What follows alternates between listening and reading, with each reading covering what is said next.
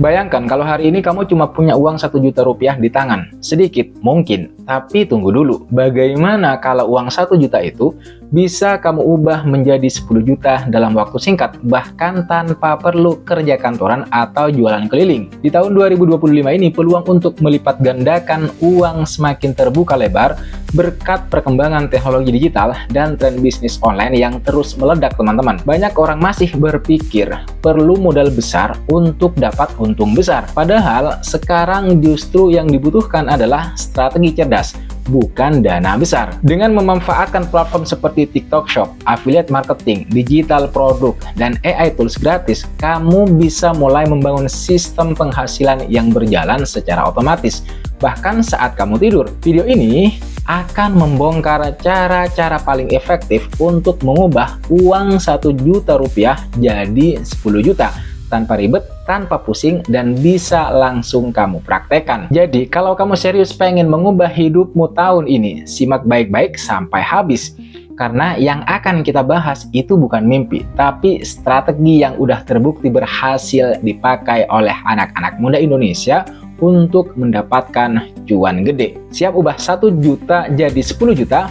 Let's go, kita bahas. Oke, pertama-tama kita mesti jujur-jujuran dulu. Ngomongin soal melipat gandakan uang 10 kali lipat alias dapat return 900% dalam waktu sekitar 1-2 tahun, itu bukan hal yang bisa terjadi di dunia investasi atau bisnis yang normal dan aman. Kalau ada yang nawarin investasi pasti untung segede itu dalam waktu singkat, 99% kemungkinannya itu ya, you know lah ya, red flag gede banget. Bisa jadi skema Ponzi, money game, atau penipuan model baru. Jadi, rule number one, hati-hati sama janji mudah dan cepat yang terlalu indah untuk jadi kenyataan. Terus kalau gitu nggak mungkin dong, Bang. Ngapain dibahas? Eits, tunggu dulu. Saya nggak bilang nggak mungkin sama sekali. Di dunia ini kan selalu ada cerita orang yang beruntung atau berhasil bikin lompatan besar.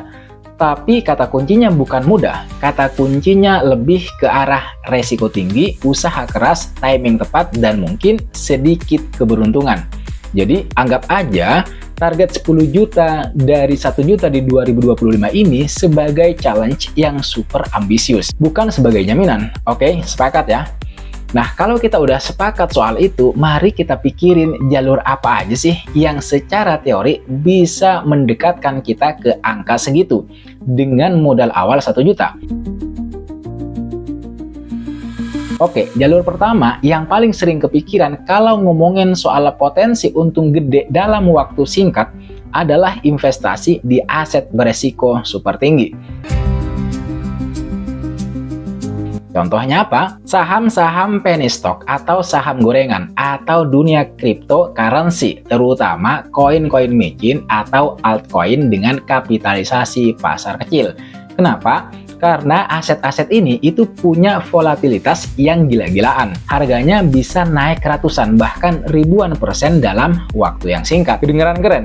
Iya, tapi ada tapinya. Dan tapinya ini gede banget. Resikonya juga sama gilanya. Kamu bisa aja beli koin A hari ini, besok harganya naik 500%, tapi lusa bisa jadi harganya anjlok 90% atau bahkan developernya kabur bawa duit investor. Saham gorengan itu juga gitu, bisa naik kencang tapi pas dibanting bandar kamu bisa nyangkut di harga pucuk dan duit kamu itu amblas. Jadi kalau mau coba jalur ini dengan modal 1 juta, kamu harus riset gila-gilaan. Nggak bisa ikut-ikutan teman atau influencer doang. Kamu harus bener-bener paham apa yang kamu beli, resikonya apa, potensi kedepannya gimana, kamu harus paham benar-benar.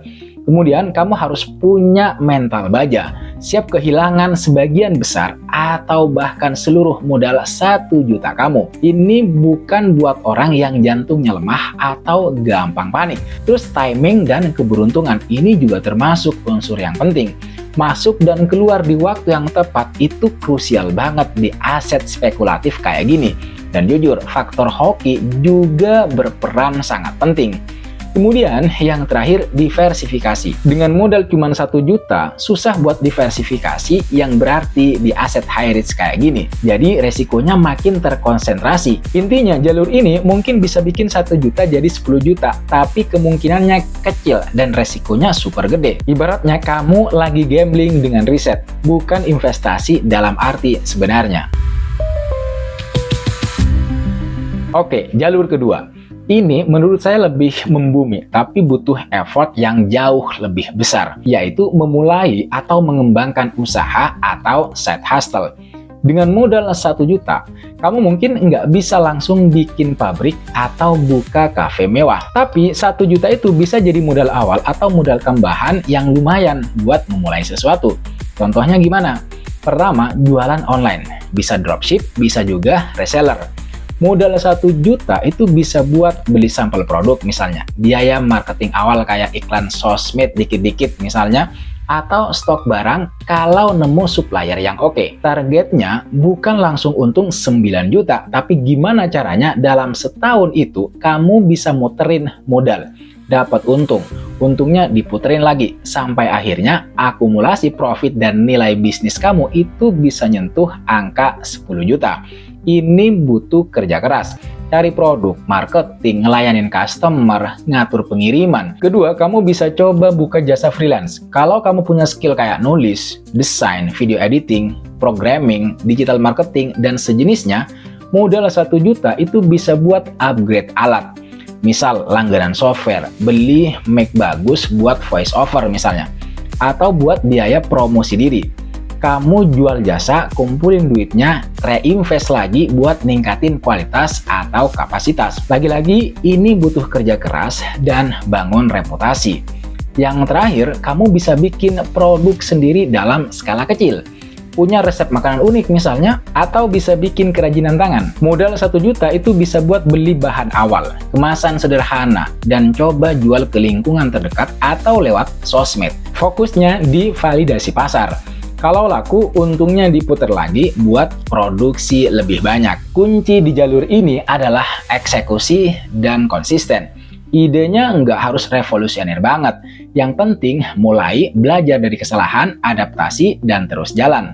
1 juta itu jadi bahan bakar awal buat mesin bisnis kamu. Tantangannya adalah gimana caranya mesin ini bisa menghasilkan pendapatan yang terus bertumbuh. Apakah mudah? Jelas enggak. Kamu bakal begadang, mungkin ditolak customer, mungkin rugi di awal. Tapi kontrolnya lebih ada di tangan kamu dibanding main saham gorengan atau kripto micin. Resikonya ya tetap ada, kayak bisnis gagal misalnya. Tapi kamu belajar banyak banget prosesnya. Target 10 juta di 2025 dari jalur ini possible, tapi sangat menantang. Artinya, bisnis kamu harus bisa menghasilkan profit bersih rata-rata sekitar ya anggaplah 600 sampai 700 ribu per bulan. Dan itu terus bertumbuh atau diinvestasikan lagi. Lumayan kan usahanya? Jalur ketiga, ini agak beda. Bukan langsung mengubah 1 juta jadi 10 juta secara fisik, tapi investasi pada diri sendiri untuk meningkatkan penghasilan. Gimana maksudnya nih?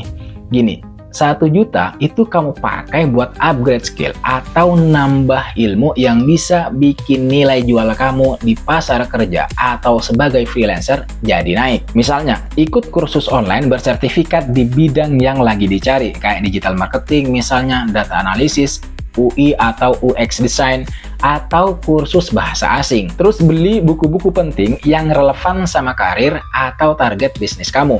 Ikut workshop atau seminar yang bisa nambah networking dan insight. Tujuannya apa? Nah, dengan skill baru atau skill yang lebih tajam, kamu bisa nego gaji lebih tinggi di kerjaan sekarang.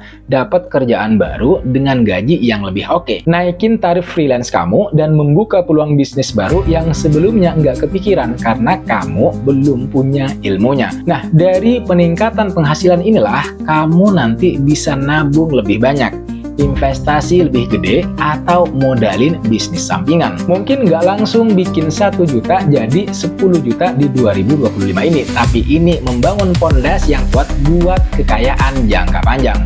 kamu jadi punya kemampuan menghasilkan uang yang lebih besar. Jalur ini itu nggak seksi banget ya, karena hasilnya nggak instan kelihatan di dompet.